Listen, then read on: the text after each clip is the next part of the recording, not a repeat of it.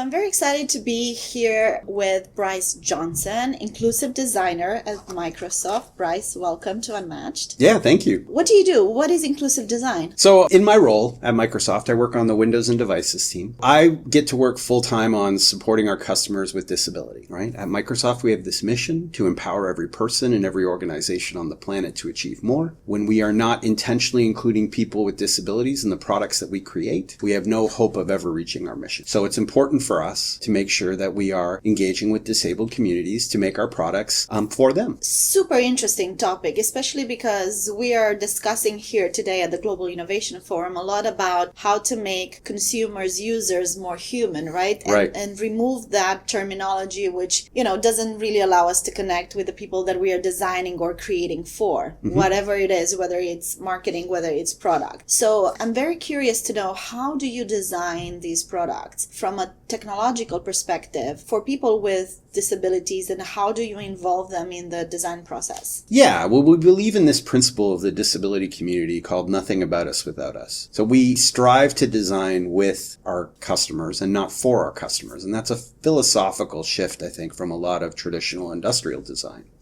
Right? There's lots of things that have been progressive and humanizing in all types of industrial design over the years, but the shift really is to make sure that we're designing with our community. And that's a challenge at Microsoft, right? I mean, we're a very, very large company. We can sometimes kind of get in our own heads. So we're very active about trying to either bring the community to Microsoft or engage with the community out where they are to make sure that we are meeting their needs. I think it's no secret that sometimes people might look at some of the things that we make and scratch their heads and wonder who they designed this for. But the challenge is when you design Windows, and Windows is something that's used by 1.5 billion people in the world. It's a wild thing to wrap your head around. Who are we designing for? Like, you can't design anything for 1.5 billion people. So you figure out these pockets and you intentionally design for them. And so I'm disability. That's so interesting. And especially linking back to our conversation off the record before,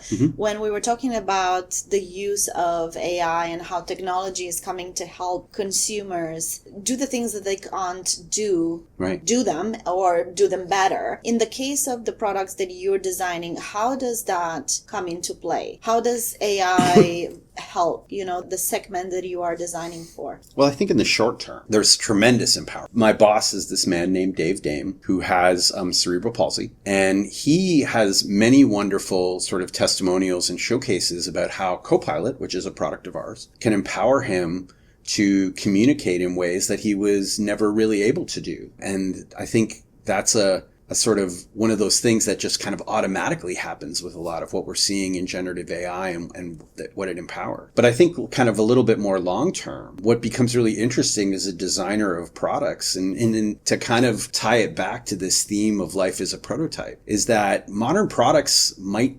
not have to have a form. Right? And if you don't have a form, I think, or a fixed form, maybe, it becomes really interesting to think about how fluid forms can make the experience or the product that you're trying to give to your customer fit them. So in my talk, fit is the finish, What happens when everything that we experience or consume can be tailored to us? And what does tailoring mean in this sense? So it becomes really interesting to think about like an experience that really does not only know me, but like fits me, right? Because knowing me is one thing, but fitting me is something else. And I think fit is a really interesting thing for me to explore in the work. That makes me think about hyper-personalization. And in the world of marketing, we talk about that a lot these days, especially in the context of AI. How does that come into play, or how do you think it will come into play from what you just said, from like a form perspective? Does it mean that we are all going to have hyper-personalized products for us? Well, I mean, I don't. It's funny. I've never heard that term hyper-personalization, but we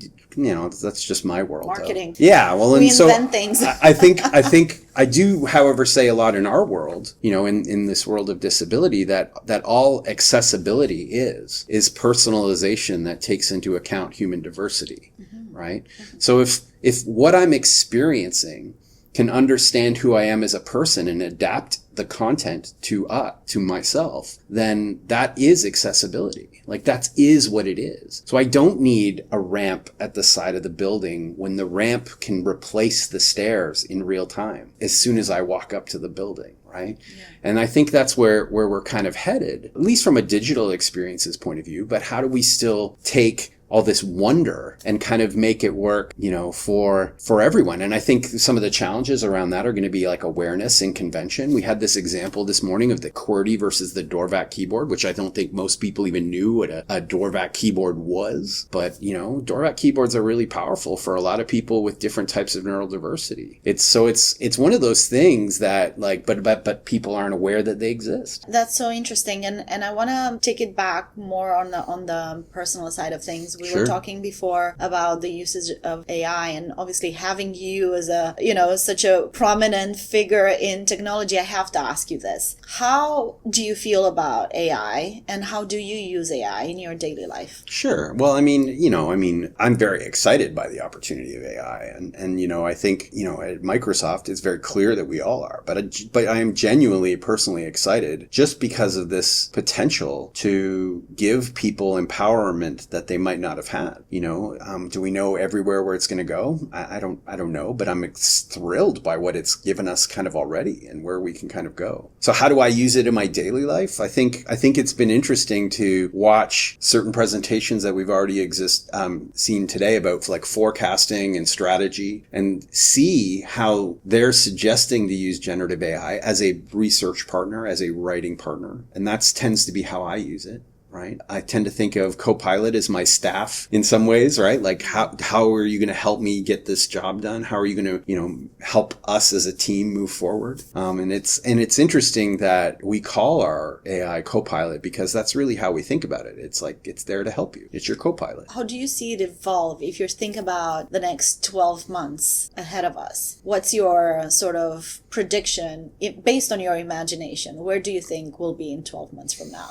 I think what's going to happen, and I'm probably not the best person to ask about this because we have some wonderful people who are thinking about the future of AI. But I do think that over the next 12 months, I think what you'll see is you'll start to see the general public understand how to use it. That it's not a different type of search engine, right? Like that it can actually empower you to do things faster. And I think once that awareness hits, we're going to start seeing people start to use it in their daily lives a lot more. I think many of us, I know we talked about how you use it every day. I use it daily. I can't imagine not having it anymore. Same. But I know that that's not everyone. But I do think over the next little while, that's almost in many ways the exciting part, is when people do start to use it to accelerate their potential and to accelerate what they do. Acceleration is a really important theme for me, because for people with disabilities, like, they can do stuff. They just need accelerators to help them do it at the scale that other people, that the non-disabled. So I think about acceleration a lot. Accelerator of potential. I really love that term. Cool. And with that, thank you so much for taking the time to talk to us, and I'm looking forward to hearing your talk tomorrow. Great. Thank you. Thank you.